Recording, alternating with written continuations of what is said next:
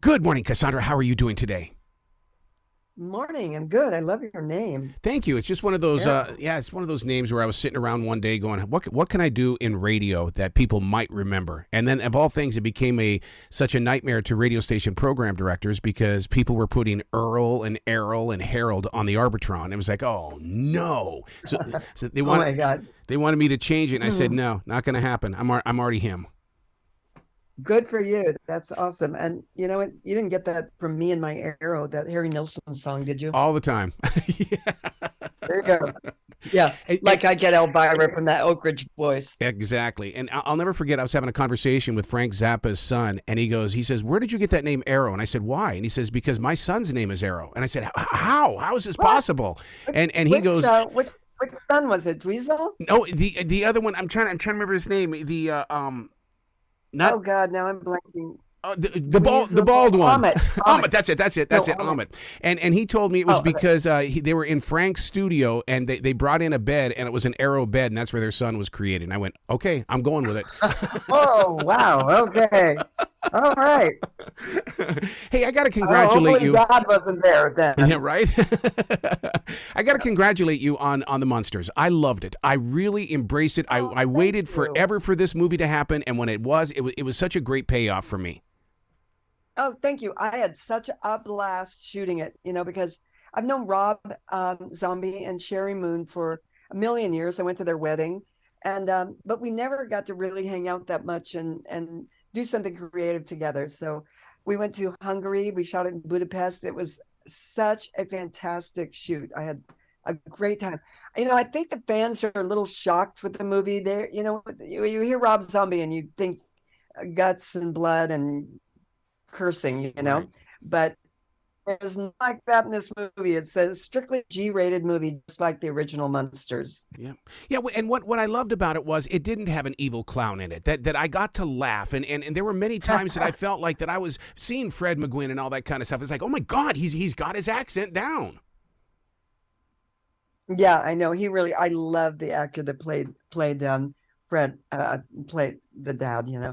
Herman, because he really, really had it down. He had his own take on it. But just for people who haven't seen it, it's a prequel to the Munsters. It's Yes. before they were married, and it's them dating and meeting each other. And so it's a really, really awesome take on the Munsters, that you never got to see. Being on that set, I mean that right there in itself is going to have to be in the next chapter of your book because I mean you were in that moment because Rob built that set. Yes. Oh my God. The Munsters house was so amazing. I mean, he built the entire neighborhood that we drive through that he had built and the house. And the house is exactly like the TV show version. But I think especially kids are going to love this movie. If you have kids, this is a completely kid-friendly movie. And it's nice to turn your kids on to a show that you grew up watching, it's really nostalgic, and I think families are going to really enjoy watching this with their kids. There's nothing really spooky in it at all, Right, really, right? right. No, it was very safe. It's filled with laughter, and you know what? It's also about budding love, the way that that they learning to get along and stuff like that, which is something that we all go through. Yeah, yeah, no, absolutely. It's nice to kind of see a little bit more humanity behind Lily and Herman, that you never got to really see with the TV show. Yep, yep. Your book, Yours Cruelly, to have the confidence and the courage to talk about the journey, the stories, the moments. I mean, it's almost like you're letting us behind the curtain to say, hey, look, this is me. This is what happened. Yep, I really thought about how much of everything to put in the book, and I finally decided, what the hell, I'd put everything in. Um, yeah, I always have told people, and people have always told me that my life before Elvira was so incredibly weird and interesting that I had to write a book. And it's true. I always say to people, before it was Elvira, my life was really exciting. Then I got to be Elvira, everything calmed down. So you can see how exciting it was by that comparison, right? Mhm. But yeah, I just want to let people know, everything about me, where I came from, where I started, and also hopefully people connect with it in that, I started as a Kansas farm girl and made my way up to Hollywood and to kind of coming up with this character, and I hopefully it's a little inspirational for people too. Not just fun and laughs and interesting, but a little inspirational is what I'm hoping. Well, we all have a character inside of us, and what I've always been inspired by you is the fact that you become Elvira. And the one thing I would love to experience one time would be, what is it like when you come off that stage? Because I mean, to become Arrow is one thing on the radio, but Arrow, he talks baby talk to his dogs. People don't know that. Yeah, it's weird. I have a very separate life from Elvira, and I don't think I'm that much like Elvira. I did, however, kind of realize a couple of years ago, though, that her personality is my personality when I was a teenager. Oh yeah. I was a loudmouth, know-it-all, didn't take any crap. And I think Elvira really embodies me as a teenager. So it's kind of weird. I don't know what a psychiatrist would make out of this whole thing, but it's worked for me anyway. Now, at the age of 17, you were in Las Vegas. Is that where your eyes and your heart began to feel like, wow, showmanship? I want to participate with showmanship. Actually, it was a long time before. I think it was when I was about 3 or 4 years old, and my parents would put me up on tabletops at restaurants, which we hardly ever went to restaurants, but when we did, they put me up there and have me sing and dance. I would sing "How Much Is That Doggy in the Window?" and people would throw coins. And I was like, this is an awesome way to make money. I don't know. From a very, very early age, I was into being the center of attention and performing for everybody. So, I went from there to being a go-go dancer when I was 14, and a go-go danced all around the country, around the mostly Midwest, till I was 17. And then I got this idea in my head after I saw Viva Las Vegas with Elvis Presley and Margaret. Got this idea to go to Vegas to be a showgirl. And that's where I wound up with. So I was always, always, always wanting to be in some form of show business. I just didn't know what. Well, yeah, because in the entertainment business, you've got to give in to something that you may not have, planned for, but it's like, okay, I'll do it. I'll do it for a little bit, and then all of a sudden it begins to grow. Because look at Elvira. I mean, did you ever think that we would still be doing it? God, no. I mean, I thought when I first did the TV show, which was on a local station in Hollywood, California, I thought, this is the weirdest thing. I'm being funny. I'm wearing this dark, sexy, spooky outfit. The funny doesn't go with the spooky. I don't get it. I hope this show lasts more than a week so I can get my little $350 check and go home. When you're an actor, you're really lucky to get a show that lasts more than, one episode. So, the fact that I'm still doing it 41 years later is pretty freaking amazing. Wow. You talked about Viva Las Vegas with Elvis Presley. Not everybody got, had the opportunity to have a late night conversation with Elvis. When he took off his Elvis-ism, what was it like to have a conversation? I've got to say, he was the kindest, sweetest, nicest, most interesting person. I mean, he was just telling me everything about the world. And then he got into numerology and Really?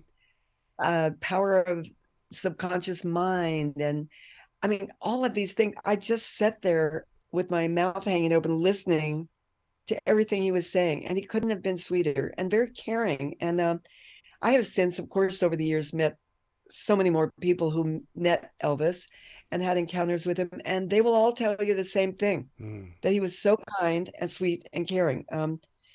I think if you've seen the Elvis movie, I was really kind of happy that they explained how he kind of spiraled into, becoming overweight, not caring about his music.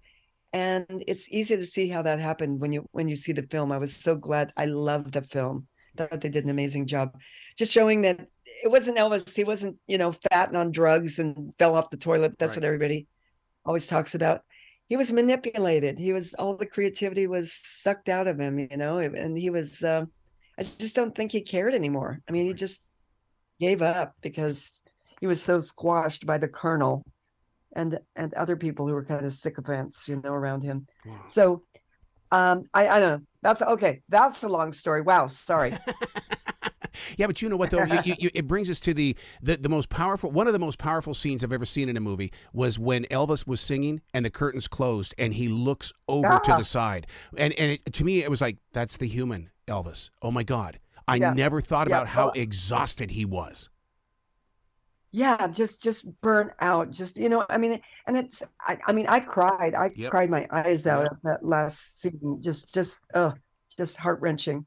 Um, but so many celebrities. I mean, we think about people, Michael Jackson, Hmm. Prince, going back to Judy Garland. I mean, you could list a million celebrities that were kind of manipulated and used just as like the goose who laid the golden egg, until they were just used up and dried out and they died. Mm, mm. So So many celebrities that way. do you believe in Sad. haunted homes, haunted things that are kind of scary on the edge, or is that just a character? Oh no, I believe in haunted things. I had a Hmm. very, very heavy experience with that. And I'd never had it when I was younger. I never had it since. But we moved into a house in Hollywood called Briarcliff Manor. Mm. And there were weird things happening all the time. Apparitions. I mean, doors opening and closing, noises, shadows appearing like at the bottom of my pool. It was an old 1901 craftsman house. And that I ended up selling to Brad Pitt. And believe it or not, all the haunted stuff was like he loved it. He was like, "Oh my God, a haunted house!" He was thrilled. So there wouldn't have been a lot of buyers for my house, but he happened to be into it. But yeah, nonstop creepy, spooky things happened in the 5 years I lived in that house. I had to get out finally. It just was overwhelming. Wow. Yeah, I get into stuff like that. It's like I sat in the closet where my wife's mother was murdered, and because I wanted to feel her Ah, spirit. I wanted to carry it forward. I ah. want, and but I get into that. I'm not afraid of it. God, yeah, no, I became, I kind of eventually embraced it. And that's when I also brought in an exorcist, Yeah. a Catholic priest who did an exorcism, and a Native American shaman who cleansed the house. And after they did that, I felt really good about the spirits that were there. There had been five violent deaths in that house Mm. since 1901. And I really feel that kind of let them be free, let them be loose and go where they were supposed to go instead of having their spirit just stuck in the house, wondering why other people were there invading their territory. Have you seen that new binge watch on Netflix called The Watcher? Because there was a lot of murders in that house as well. My God, it's like you just described that whole Oh, entire binge watch. wow. No. Well, now I have to see it. I've seen ads for The Watcher. I didn't know what it was about. Oh my God, Awesome. you're going to watch all 8 episodes. You might as well just plan for it for the day. You're not going to hang it Yeah, up. well, okay. I'm gonna go do it. I gotta watch that the new series Dahmer. That's Yes. Oh really my good. God. Really I great. was with Michael Leonard last week, and she won't watch it even Oh because wow. it's so scary. Oh yeah, I know. I want to see it, and the other part of me is like, I don't know, but I've got to see it. I think it's just too many people are talking about how great it is. Yeah. Wow. All right. What's up next for you? Okay, we're talking about the book Yours Cruelly, but you cannot turn off your creativity. Ain't gonna happen. You're always doing something.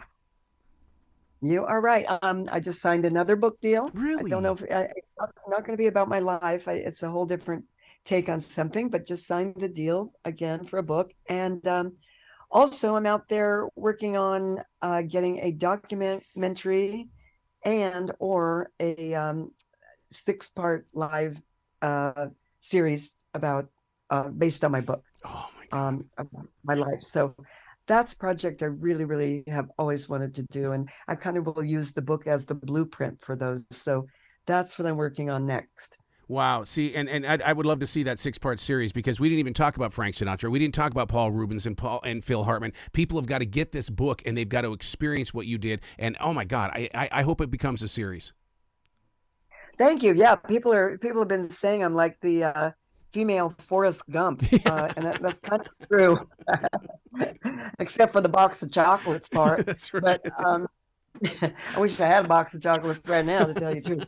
But anyway, yeah, it is pretty interesting, all the people that I came across in my life and my career before it was Elvira.